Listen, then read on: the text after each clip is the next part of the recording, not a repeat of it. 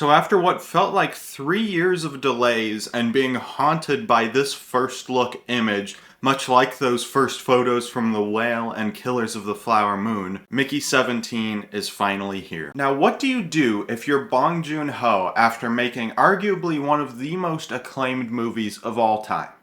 You go out, get free reign and a blank check, and make the most absurd passion project you can. And Mickey 17 is not going to be something that everybody loves. If you go in with Parasite expectations, you're probably going to get pretty disappointed from this film. This is very in line with Bong Joon-ho's other English language films. And I have seen quite a lot of passionate reactions to this movie over the last few days on Twitter, both extremely hateful and a lot just defending every single aspect of the film.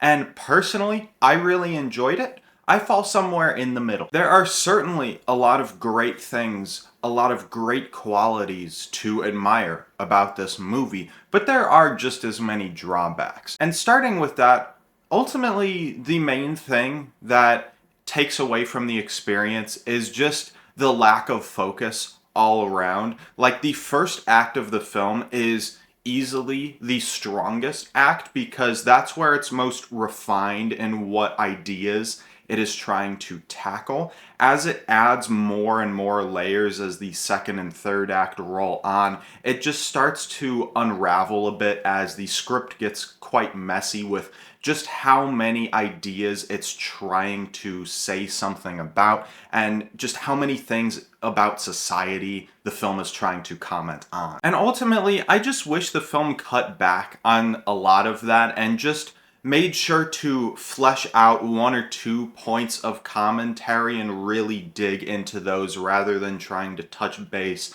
on so many different things and not giving all of them the necessary time to make them feel complete. And I think undeniably the best aspect about this movie is when it is focusing on the psychological impact of being an expendable on Mickey and just all of his internal thoughts. You know, he says multiple times in the film that he feels like this life is a punishment for something that he thinks he caused earlier in his life. So he sees very little value in himself. So seeing this internal conflict in his head and then seeing where he goes in the third act, where he starts to finally sense value in himself. He sees that he has a purpose. He starts to see himself as an actual human being. It's really beautiful. And also, I think overall, Bong in a lot of his films is just very sharp when it comes to the class commentary, and that's no different here. Mickey as an expendable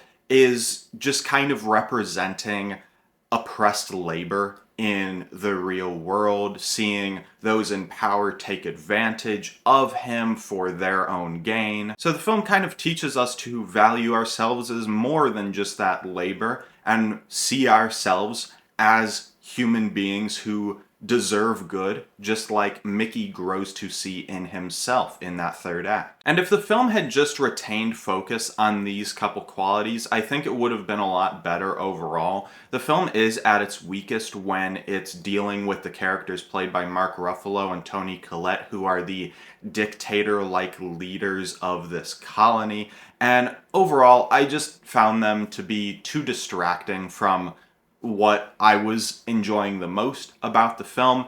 I understand what Bong was going for with them. I understand what Ruffalo and Collette were going for with their performances, but I just did find them to be too over the top to really get into like I was getting into with Pattinson's character of Mickey and his psychological stuff. Colette's character especially, I found to be just too much because at least Ruffalo has the screen time to properly ham it up. Colette's just kind of like a thorn in your side that just keeps popping in and annoying you in the film, so I wasn't really vibing with that. And Ruffalo, he definitely hams it up too much. I have seen some people online start to say that just he's terrible, he can't act comedically. I mean, let's chill out. His performance in Poor Things 2 years ago was one of the best comedic performances of the year, one of the best supporting performances of that year, so let's just chill out. Yes, he hams it up like 25% too much in this film.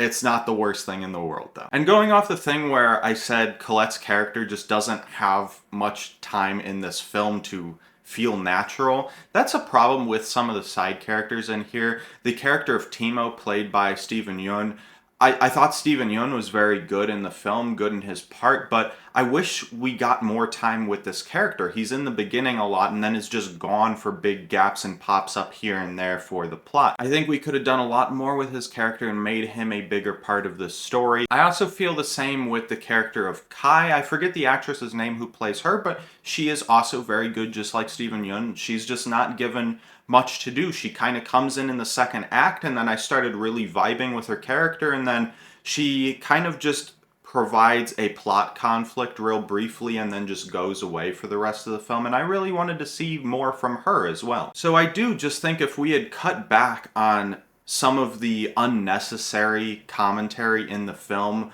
that isn't landing 100%, I think we could have given some of that time to some of these side characters and made them feel a little bit more natural and made them feel like real characters. I will say though, Naomi Aki's character Nasha, I really loved. She was a really fleshed out character and I really loved that. I loved Nasha's interactions and dynamic with Mickey, and just her whole relationship with him I thought was absolutely one of the best parts of the film and was a big highlight. So I wish the side characters had been explored more in depth like they were with Nasha, because she was excellent. And finally, I just gotta talk about Robert Pattinson's performance as Mickey here. I mean, just wonderful. Gonna be one of my favorite performances of the year. He really differentiates 17 and 18 quite well without making it super drastic. He portrays the insecurities of 17, making him more quiet, and he portrays the confidence of 18